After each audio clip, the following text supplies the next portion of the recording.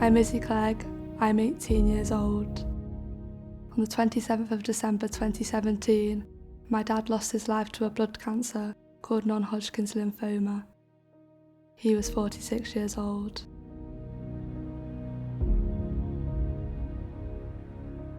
My name's Gareth Walker. In May of 2019, my wife and I lost our son, Henry, to a rare blood condition called aplastic anemia. He was 6 years old.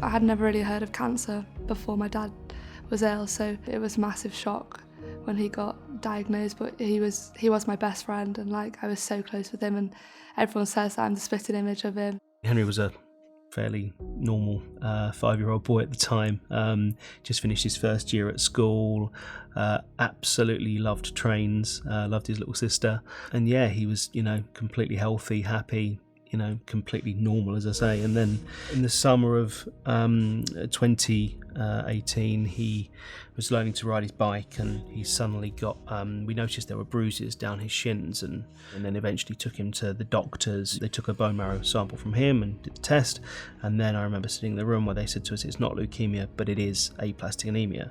Essentially, aplastic anemia is a very rare condition whereby your body stops producing blood cells of any description.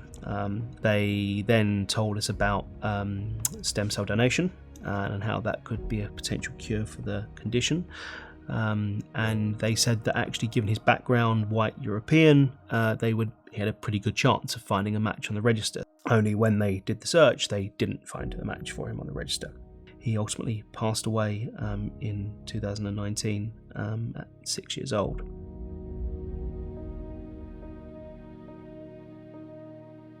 My name is Vanessa Taylor and I'm 53 years old. In 2016, I was diagnosed with acute lymphoblastic leukemia. I was told I would need a stem cell transplant in order to improve my chances of survival. I'm yet to find that match. Once diagnosed, I was told by my hospital team that I would need a stem cell transplant, and I was told that a transplant would need to be 99% or more of a perfect match. To be fair, like myself, I think there was such a misunderstanding of what stem cell donation was. I think lots of black and ethnic minority people don't realise that we are in need of that kind of support, so we don't register. When we look at awareness campaigns for stem cell donation, most of the time as part of those campaigns, people don't look like us, so we don't recognise that we need to be part of that campaign.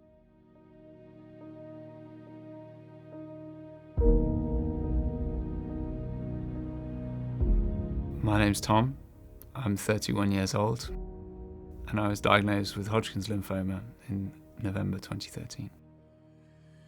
In 2018, I had a stem cell transplant, and I've been cancer-free for 4.5 years. I remember all of the conversations that you have when you're unwell, and I think you wish for a day where you don't think about being unwell, or you don't worry about, do I feel strange because it's come back? And I don't feel that anymore. And I guess that's what I feel about it, is that I'm relieved and happy that that's not part of my life anymore. My name's Peter McLeave, 43 years old, and in March 2017 I was diagnosed with a blood cancer called myeloma.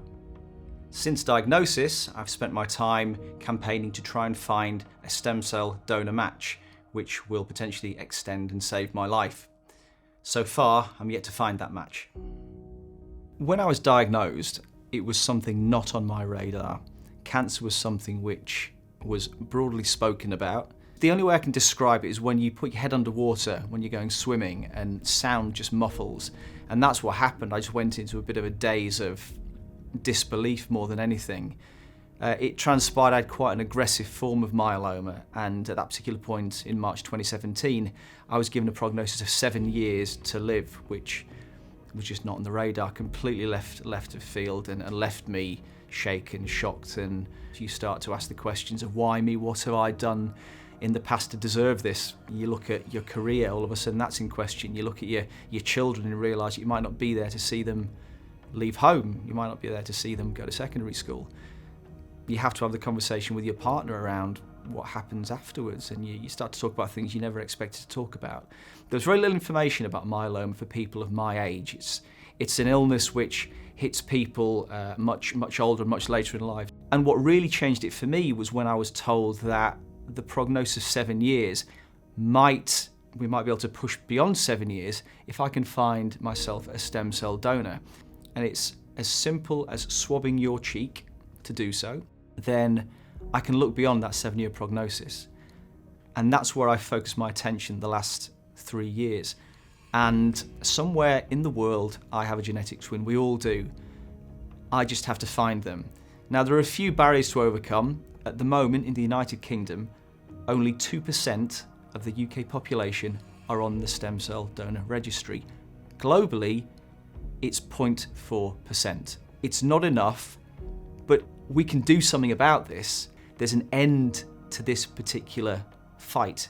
Once we've got an organic growth of people, young people aged between 16 and 55, getting themselves on the register without thinking about it and donating, then we can get to 90% representation, and then we've all got a better chance of finding that stem cell donor match, because there's a direct link between the number of people on that register and the number of lives that can be saved through that registration process.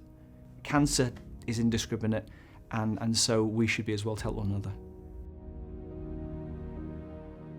I never would have thought that this would happen to me, and it has, and I would do anything now to help anyone going through what I went through, and donating your stem cells and registering your stem cells it's so easy to do. We need black and ethnic minority people on the registers to give people like myself a second chance of survival.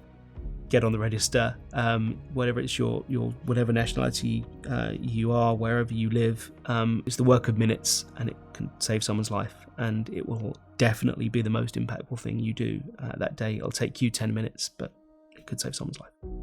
And that's the only reason that I'm here today, and that my family have their family and my friends have their friend. So Pete, if you had one message to share with anyone watching this video, what would that be? When I was diagnosed with blood cancer, my whole world was turned upside down. But what I know now, thanks to advances in science and medicine technology, I know that cancer can be beaten. So if a stem cell donor match can be found for any one patient, they can potentially have their lives saved. So if you're watching this video, you could be a patient's stem cell donor match. You could be my match. You could save my life. Thank you.